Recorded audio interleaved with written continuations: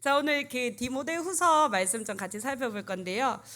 우리가 교육위원회 헌신 예배 하면은 뭐 한 영혼을 사랑해야 되고 또 이렇게 여름사회 잘해야 됩니다. 이런 마음 또 이런 메시지를 주고 받습니다. 맞죠? 근데 오늘은 우리가 이 여름 사역을 앞선 우리 귀한 교사들 아까 너무 많이 우리 사랑이 하성이를 시작으로 해서 우리 귀한 교사들이 우리의 다음 세대들을 축복하는 그 마음으로 또 하나님께 특성으로 영광 돌렸듯이 우리 여기 앉아 있는 우리 모든 성도들이 우리 성관교회가 교육하는 교회로서 또 다음 세대를 책임지는 그 교회로서 우리가 함께 이 사역을 사명자로 받았고 또 우리가 이 사역을 달려나가야 됨을 오늘 이 시간에 기억을 하셨으면 좋겠습니다. 아멘이십니까? 여러분 그 오후 시간이라서 조금 졸리거든요 사실. 그쵸? 그래서 제가 여러분들 눈을 딱 뜨게 해드릴게요. 이게 뭡니까? 네, 손겨제 돈이 있네요. 네, 돈이 있는데 여러분 이 돈도요 누구를 위해서 쓰는지 따라서 이 돈을 어떻게 쓰는지가 달라지죠. 그쵸? 우리 아까 그 사랑이가 막 꽃이야 할 때 너무 잘했죠. 사랑을 위해서 이 돈을 쓸 때는 어떻게 써야 될까요? 뭐 뽀로로가 나오겠죠. 아니면 아기 상어가 나오든지 핑크퐁이 나와줘야 되는 거죠. 물론 하성이처럼 아직 18개월 미만의 아기들은 이 돈을 어떻게 사용해야 됩니까? 엄마들을 일단 한 번 더 먼저 쳐다보셔야 됩니다. 엄마가 아직 그 뭐 단 거를 안 줬다 그럼 좀 조심해 주셔야 되고, 아직 이렇게 어리니까 그 아이들을 조금 더 조심해서 케어할 필요가 있죠. 그리고 우리가 제 사랑하는 딸이 5세 7세 저희 교회 유치부에서 신앙훈련을 잘 받고 있는데, 제가 오늘 아침 설교 좀 막 하면서 우리 딸들한테 우리 하은이는 이 돈이 있으면 뭐 할 거야 이야기하니까 뭐 두 번 생각하지 않습니다. 뭐 바로 그냥 뭘까요? 티니핑이죠. 티니핑.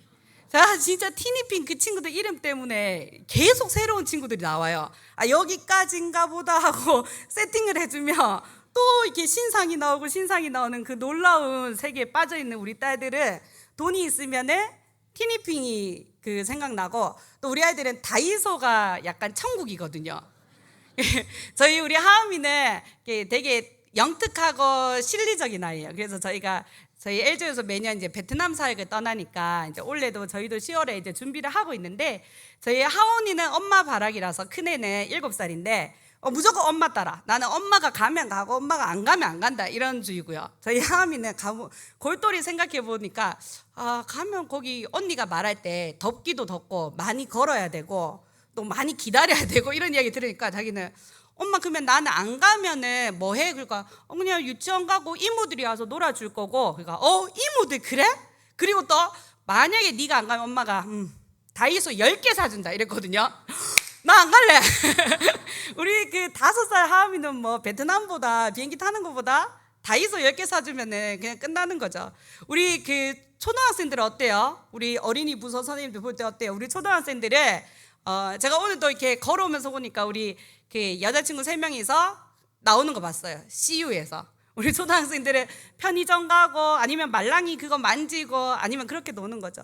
우리 청소년부 중고등부 학생들은 어때요? 저희 LJU에도 청소년 찬양단 친구들이 5명 활동하고 있는데 얘들은 일단은 말을 안 해요.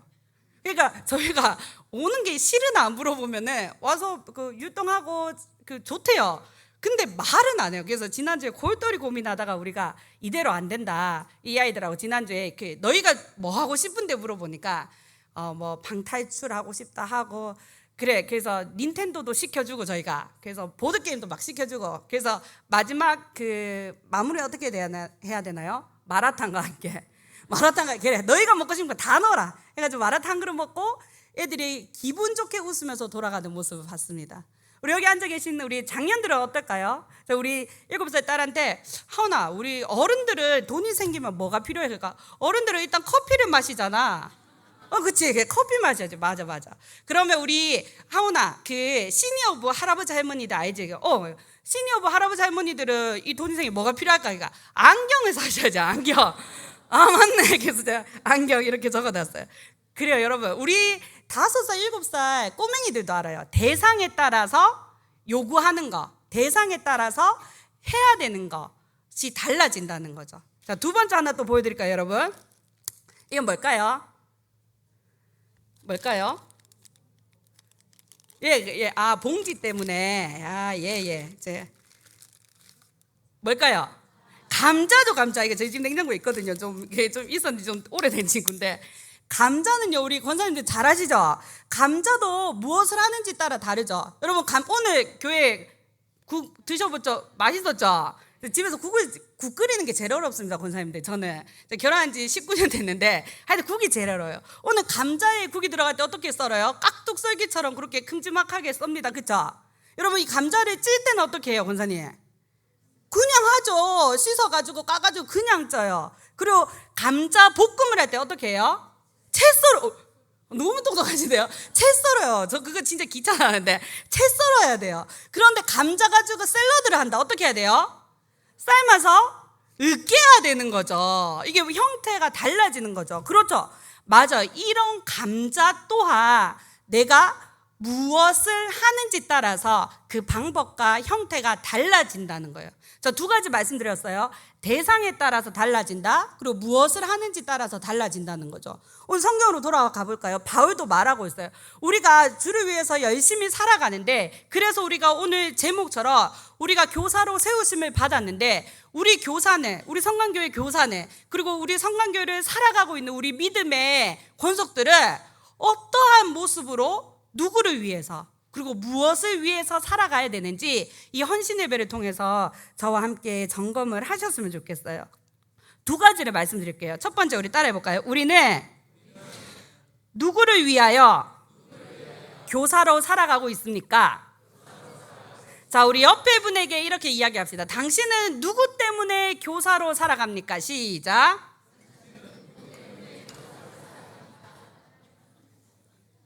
자, 근데 권사님들, 나 교사 아닌데 그러시면 안 됩니다. 여기서 말하는 교사는 우리 모든 성도들을 말하고 있어요. 우리의 그 교회에서 직분을 받은 교사를 포함해서요, 우리가 엄마로서, 할머니로서, 그리고 내가 성도로서 살아가는 삶을 교사라고 표현을 하는데요, 우리는 누구를 위해 교사로 살아가는지를 기억하셔야 돼요. 제가 많은 교회들을 다녀보면 이게 질문합니다. 우리 선생님들, 어떤 교사들은 30년 넘게 또 교사를 하시는 분들도 있고 그렇잖아요. 그래서 어떻게 여기까지 오셨어요? 그러면 그냥 뭐 의하다 보이 다들 그렇게 말씀하세요.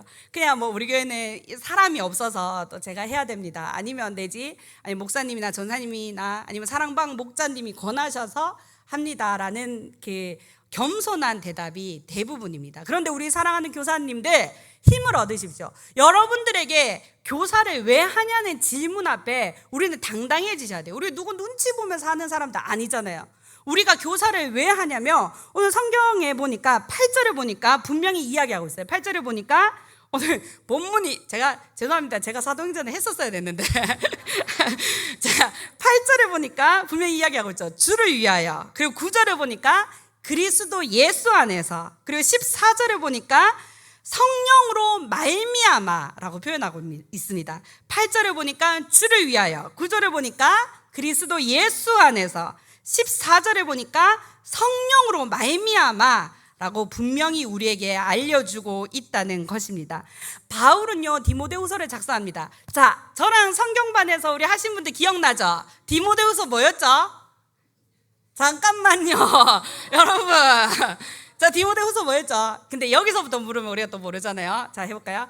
에베소, 빌립보, 골로새, 데살저, 데사루, 디모데전, 그 다음 디모데후서. 그렇죠. 곳곳에서 해주시는데, 여러분 아직 모르시는 분들은 성경반으로 오시기 소망합니다. 오시면 됩니다. 오시면 자동으로 제가 다 만들어 드릴 수 있어요.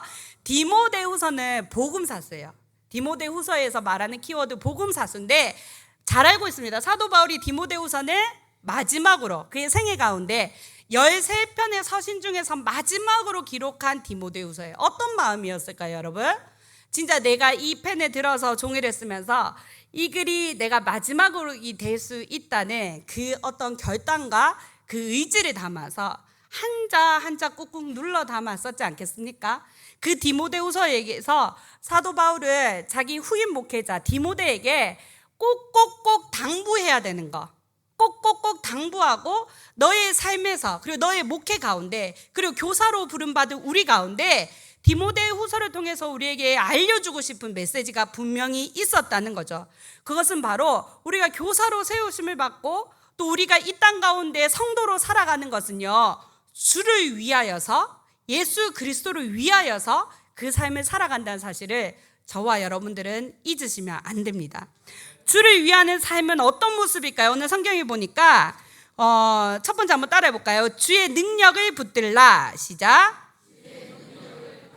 맞아요. 7절에 보니까 두려워하는 마음이 아니라 능력과 사랑과 절제의 마음이다 라고 분명히 말하고 있습니다. 8절에 보니까요, 오직 하나님의 능력을 따라 라고 표현하고 있어요. 사도 바울이 현실은 어때요? 갇혀 있어요. 그냥 한마디로 남들이 봤을 때, 그냥 세상 사람들이 봤을 때는 그냥 끝장났구나, 저렇게 별나게 하더니 그냥 그렇게 됐네 라는 어떠한 세상 사람들의 관점이 있을 수 있어요. 그리고 사도 바울조차도 여러분 감옥에 있다는 것, 그리고 기약할 수 없는 시간들이 있다는 것을 사람들이 숨막히게 하죠. 사실 군 생활이나 이런 것도 너무 힘들고 하지만 끝이 있잖아요. 내가 몇 월 며칠 언제까지만 진짜 버틴다 이 마음이 있잖아요. 우리가 임산부들이 그 태중의 아이를 품고 있는 시간이 힘들지만 물론 낳고 나면 이게 더 돌릴 수 없어서 더 힘듭니다만, 근데 그럼에도 불구하고 이게 그 출산이라는 그 기한이 있잖아요. 시간이 있잖아요. 그리고 학생들이 학교 다니는 게 힘들지만 그래도 내가 언제까지 교육 과정이 끝나는 그 기한이 있잖아요.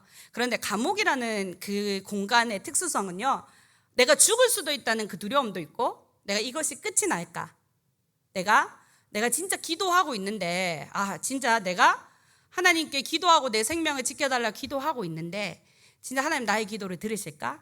그리고 나는 감옥에 있는데 하나님 어디 계실까부터 시작해서 그냥 사도 바울의 수만 가지 생각의 고리들이 많은 그냥 그런 현재 상황인 거예요. 그리고 얼마나 사람들이 입대겠어요, 여러분. 우리가 그 주방에서 음식을 할 때도 우리 권사님들 스타일에 따라서 음식의 스타일과 맛이 달라지잖아요. 누구는 또 짜다고, 누구는 또 맛있다고, 누구는 슴슴하다 하듯이.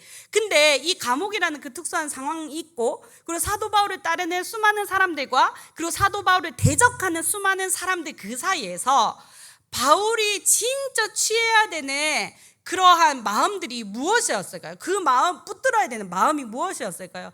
그냥 내 다 파리 목숨처럼, 다 죽은 파리 목숨처럼 그냥 차라리 빨리 죽여주십시오 이런 마음이었을까요?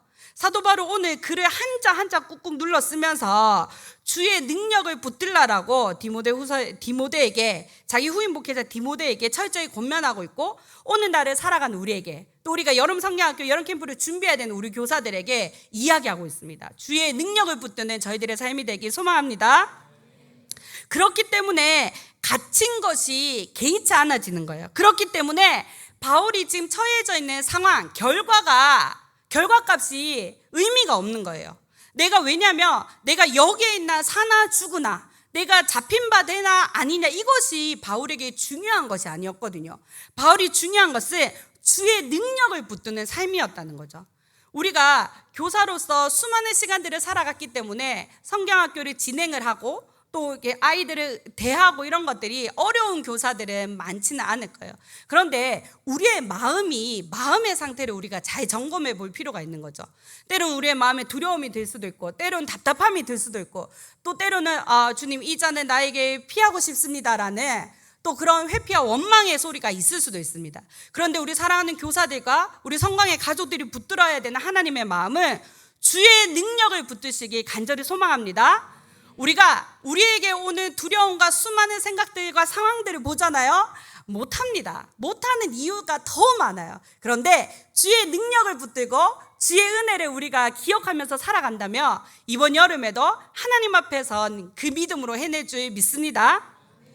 두 번째는요, 우리 따라해 볼까요? 주의 은혜를 기억하라. 자, 9절에 보니까 우리의 부르심은 우리의 행위가 아닌 주의 은혜라고 바울은 분명히 이야기하고 있어요. 바울이 우리가 주를 위해서 살아간다고 말했을 때 주의 능력을 붙들어야 되고요. 두 번째 말하는 것은 주의 은혜를 기억하라는 거죠. 내 행위대로 내가 그냥 잘나서, 우리가 교사라는 게 그렇잖아요. 뭐 성경 시험 쳐서 들어오는 것도 아니고, 사실 교사를 하는 것이 날마다 버겁고 힘들지라도 나에게 주신 은혜가 너무 크기 때문에 우리가 하는 거잖아요.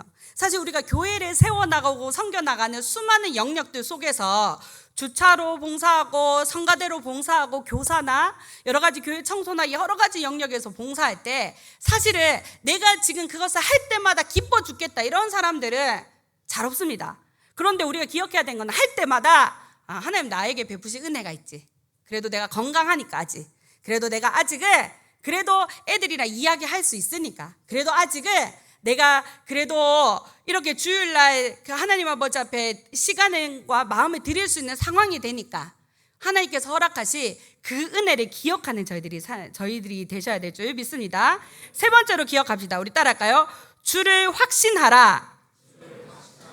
자, 12절에 이렇게 말합니다. 주의 날까지 주가 능히 지킬 것을 확신한다고 바울은 고백하고 있습니다. 그렇기 때문에 고난을 부끄러워하지 않는다고 이야기합니다. 주의 날에 그분께서 이루실 거. 여러분, 교회 학교 행사를 하면, 주일학교 행사를 하면 아이들이 많이 왔으면 좋겠고 또 아이들의 반응도 좋았으면 좋겠고, 사실 그래서 교회 전체적으로도 어쨌든 7월 8월에 여름 사역을 소프트라이트를 받고 있고, 그리고 교회 성도님들도 많이 사실은 보고 있습니다. 그리고 기도하고 있습니다. 그래서 저도 교회 사역을 할 때 교육자로서 적지 않은 부담감이 있는 것을, 그래도 이왕 열심히 하고 하는 거 결과가 좋으면 너무 좋잖아요. 결과가 좋기를 기대하고, 결과를 통해서 우리는 하나님 은혜입니다, 하나님 일하셨습니다, 이런 고백들도 많이 하게 되는데요. 바울은 그것에 대해서 우리에게 분명히 말합니다. 주를 확신하기 때문에 주의 날에 주의 방법으로 이루신 거죠. 내 날에 내 방법이 아니라는 거예요. 주의 날에 그분의 방법으로 이루실 것이기 때문에 우리가 지금 당하는 고난, 내가 지금 당하는 어려움들, 내가 지금 당하는 삶의 문제들이 그것이 괜찮아진다는 거예요. 문제가 괜찮아서 괜찮은 게 아니라 주를 확신하는 믿음 때문에 괜찮아진다는 거예요. 우리가 주를 위하는 삶은 제가 세 가지로 정리해 드렸어요. 주의 능력을 붙들어야 되고요, 주의 은혜를 기억하셔야 됩니다. 그리고 마지막으로 주를 확신하셔야 돼요. 내가 아니라 하나님이 능히 행하실 것을 우리는 확신해야 될 줄 믿습니다. 그렇다면 마지막으로 우리는 누구를 위해서 살아갈지는 배웠어요. 그래서 예수를 위해 살아갑니다. 주를 위해 합니다. 주를 위해 하는 것은 무엇입니까? 능력을 붙들어야 되고요, 은혜를 기억해야 되고요, 주를 확신해야 된다 배웠어요. 자, 마지막으로 우리 기억해야 되는 것은, 그러면 무엇을 위해서 우리는 살아가야 될까요? 오늘 본 성경 본문에 보니까 8절에 보니까 복음과 함께라고 말합니다. 10절에 보니까요 복음으로써라고 말합니다. 11절에 이 복음을 위하여라고 말합니다. 바울은요 삶의 방향과 태도가 너무나 확고한 사람이에요. 바울은 분명했어요. 그 다메섹 도상으로 가는 길에 예수님을 만나고 나서. 근데 제가 보니까 바울은요 예수님을 만나기 전에도 삶에 대한 열심은 있었어요. 그리고 하나님에 대한 열심은 있었어요. 당대에 바울이 배웠던 그 유대교 전승에 따라서 본인은 하나님에 대한 열심으로 가득 찼고, 예수가, 그 땅 나사렛 예수가 하나님의 아들인 것을 인정하지 못했던 거죠. 그래서 바울은 하나님에 대한 충성과 열심으로 예수를 믿는 자들을 핍박했던 사람이죠. 그래서 스데반의 그 순교 현장에서 바로 옷을 들고 있었던 그 사람으로 처음에 사울로 등장하게 되잖아요. 그건 뭐예요? 바울이 열심히 있었지만 바른 방향이 아니었기 때문에 예수님께서 정말 놀랍게 다메섹 도상으로 가는 사도행전 9장에서 관건적으로 사울을 만나 주시잖아요. 그러고 나서 사울이 변화되어서 주를 위한 삶을 살아갔고요, 이 주를 위해서 살아가는 삶이 단회적인 삶이 아니라 일평생 동안 살아갔고, 우리 성경발 배우셨잖아요. 우리 오가에서 우리 지도를 수없이 보면서 바울의 1차 전도여행 어디였습니까? 여기, 2차 여기까지 가고 3차 여기까지 돌아오는 것까지, 그리고 4차 여행 로마로 그 호송되어지는 모든 과정들까지 바울은 가는 걸음걸음마다 복음을 위해 살아갔던 사람이죠. 여러분, 바울만 그러할까요?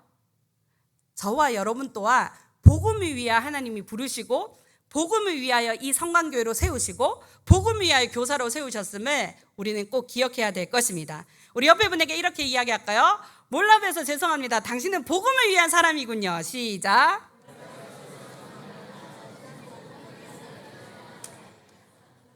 네, 우리가 모르면 안 됩니다, 여러분. 우리가 서로를 그렇게 잘 아셔야 돼요. 우리가 서로가 복음을 위한 사람이기 때문에, 복음의 능력을 가진 자들이기 때문에 오늘날에 살아가는 우리의 삶의 어려움들이 분명히 오고, 제가 자주 말씀드렸잖아요. 헬라어 시제 가운데 1시제는 반드시 일어날 일이에요. 그건 뭐냐면 내일 해가 뜨거든, 이런 것과 같은 말이죠. 그런데 성도들에게 고난이 오거든, 그런 말을, 이 고난에 어떻게 운이 좋으면 피해가고 스쳐 지나가고 이 말이 아니에요. 성도들에게 분명히 고난은 온다라고 성경은 말씀하고 있어요. 그 고난이 올 때 우리가 어떻게 살아가야 되냐면 주를 위해 살아가야 되고 복음 위해 살아가야 되는데, 이게 고난이 여러분 아프지 않은 게 아니잖아요. 고난이 힘들지 않은 게 아니잖아요. 고난이 충분히 어렵고 충분히 힘들더라도 내 안에 계신 복음이 너무 크기 때문에 사도 바울은 견뎌낼 수 있다는 거죠. 내 안에 계신 성령 하나님과 주 예수 그리스도가 너무 분명하시기 때문에 내가 당면한 어려움과 내가 당해진 그 삶의 수많은 문제들 앞에서도 내가 그것을 놓지 않을 수 있다는 거예요.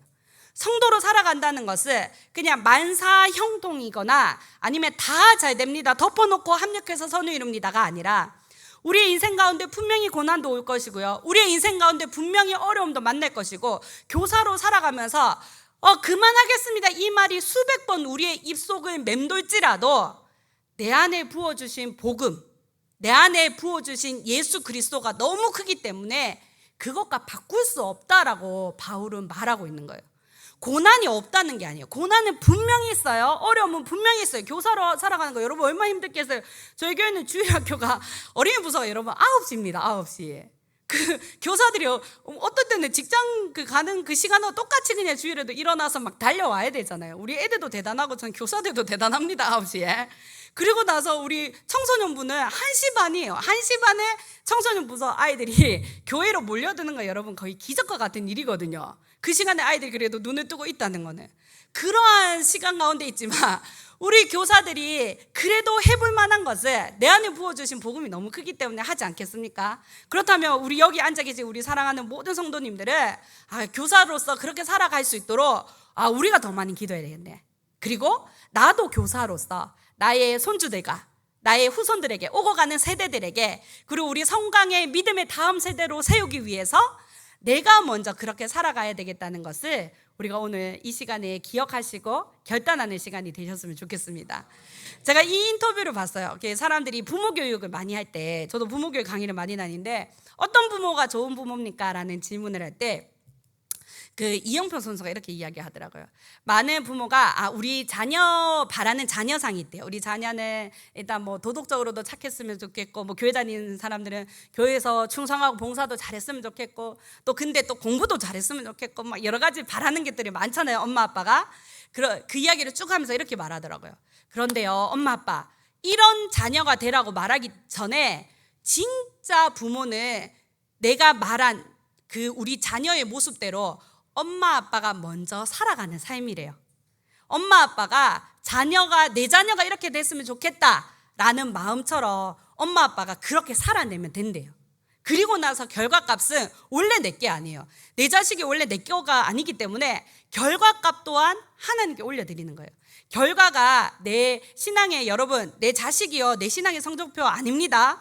자식이 내 마음대로 어떻게 되겠어요? 자식은 하나님의 것이에요. 분명한 것은 최선을 다해서 청지기적으로 우리가 이 자녀를 위해서 기도해야 되고, 이 자녀를 올바르게 가르치고 세워야 되는 책임과 의무는 다해야 돼요. 그런데 그 결과에 매여서 내가 잘못했네라고 가슴 치면서 너무 무너진 삶을 살지 마십시오. 그 결과는 하나님의 것이에요. 그렇기 때문에 우리의 모든 결과를 올려드리며 하나님을 위해서 살아간다는 그 삶을 복음을 위하여서, 그리고 그리스도 예수를 위하여서 우리가 선택하고 우리가 살아내는 그 은혜가 오늘날에 살아가는 우리 성강교회 모든 식구들 가운데, 특별히 교사로서 너무 충성하고 헌신하고 봉사하는 우리 사랑하는 교사들의 삶 가운데, 이번 여름 사역을 시작할 때 뭐 슬로건도 중요하고 주제도 중요하지만 기억하십시오.